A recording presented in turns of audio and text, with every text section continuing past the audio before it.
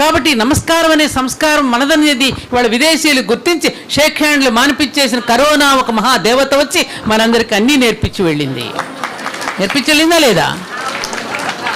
హెచ్చరిక చేసి వెళ్ళింది. ఇది కాదురా మీ బ్రతుకు, ఇది కాదురా మీ జీవన విధానం, మీదైన జీవన విధానాన్ని మీరే మర్చిపోతే ఎట్లాగరా? ఇది ప్రపంచ దేశాలు ఆచరించడానికి ఉవ్విళ్ళూరుతూ మీ అల్లం ఎక్కడుంది, మీ పసుపు ఎక్కడుంది, మీ జీలకర్ర ఎక్కడుంది, మీ మెంతులు ఎక్కడుంది, మీ ఆవాల డబ్బాలని డాక్టర్ ఉన్నాడురా, ఇప్పటికైనా మేలుకొండిరా అని చెప్పడానికి వచ్చింది ఆ మహమ్మారి కాదా తల్లి దేవతగా వచ్చి మనకు బుద్ధి నేర్పించి వెళ్ళింది.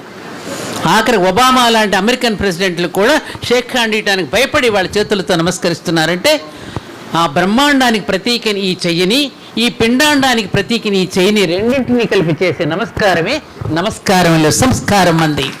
ఇదండి మన భారతీయత, ఇదండి మనదైనటువంటి సనాతన ధర్మం. అటువంటి సనాతన ధర్మాన్ని పరిరక్షించడంలో ఎక్కువ బాధ్యత మహిళలదే.